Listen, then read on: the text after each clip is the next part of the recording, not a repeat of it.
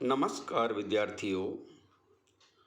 आज हम बाल राम कथा अध्याय 2 जंगल और जनकपुर पाठ का अध्ययन करेंगे।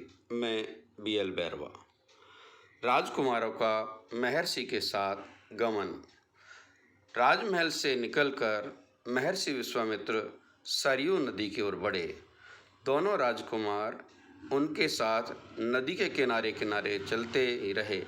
सब कुछ पीछे छूटता गया। शाम हो गई, लेकिन राजकुमारों के चेहरे पर थकान का कोई चिन्ह नहीं था। अचानक महर्षि रुक गए।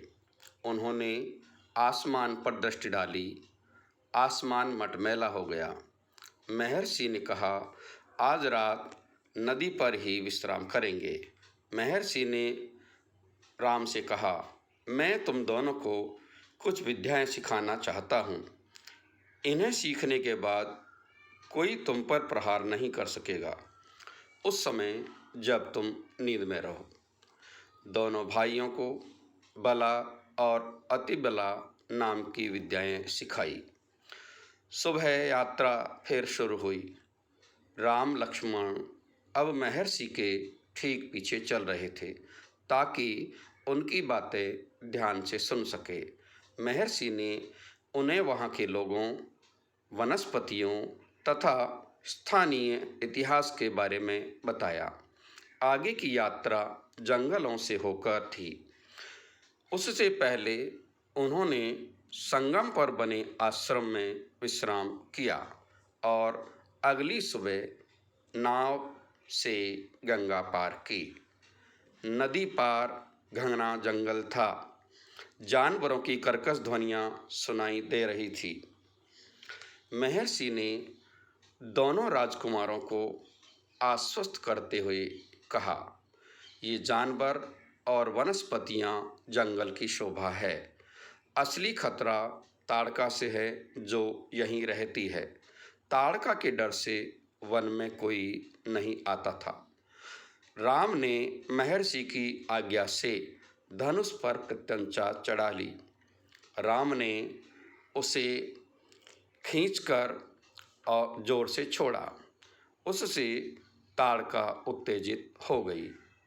दोनों बालकों को देखकर उसका क्रोध और बढ़ गया। उसने पत्थर बरसाने शुरू कर दिए।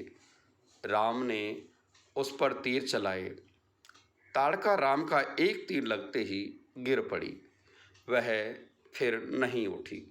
विश्वामित्र बहुत प्रसन्न हुए। महर्षि का आश्रम वहाँ से बहुत दूर था। आधी रात हो चुकी थी। तीनों ने रात वहीं पर बिताई।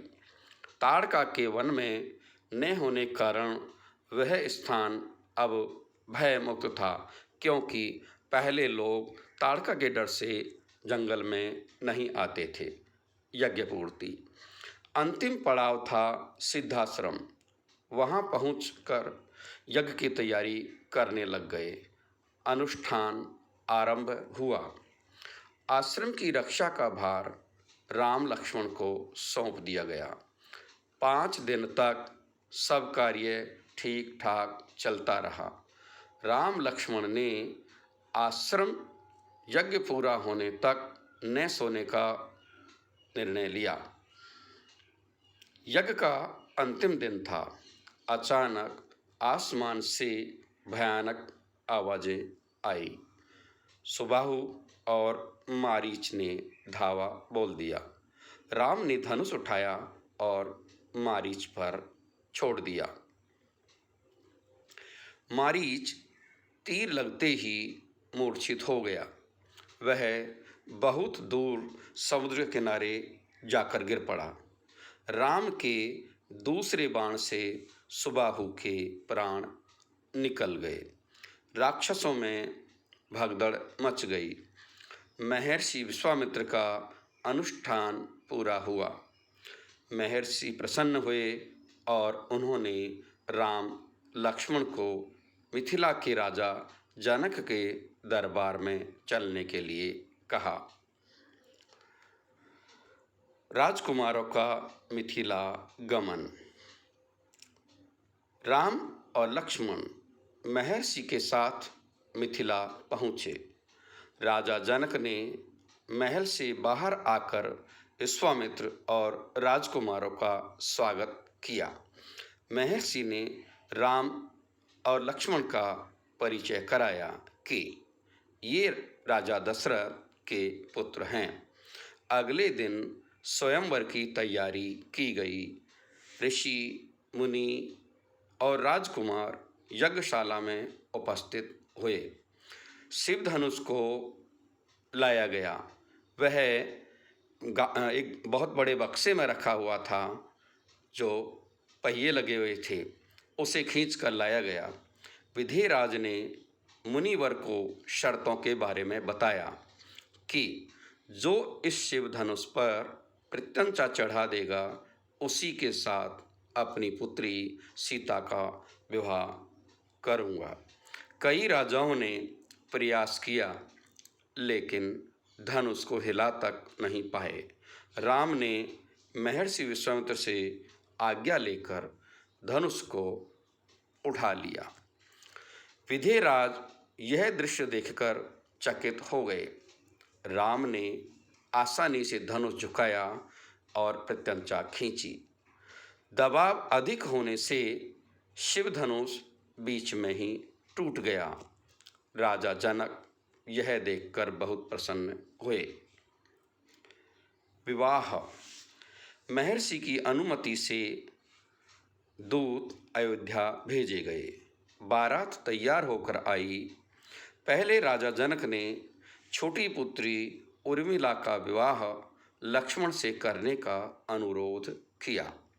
साथ ही अपने छोटे भाई कुशध्वज की दोनों पुत्रियों मांडवी और श्रुतकीर्ति का विवाह भरत और शत्रुघ्न के साथ करने का प्रस्ताव रखा, जिसे दशरथ ने स्वीकार कर लिया।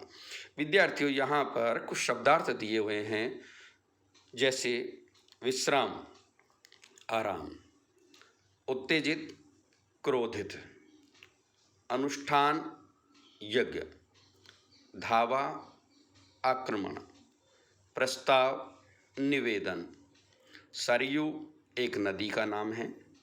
पड़ाव, रुकने का स्थान। संगम, जहाँ नदियों का मिलन होता है। मूर्छित, बेहोश। भयमुक्त, डर से रहित। कर्कश, कठोर। अनुरोध, प्रार्थना। धन्यवाद बच्चों।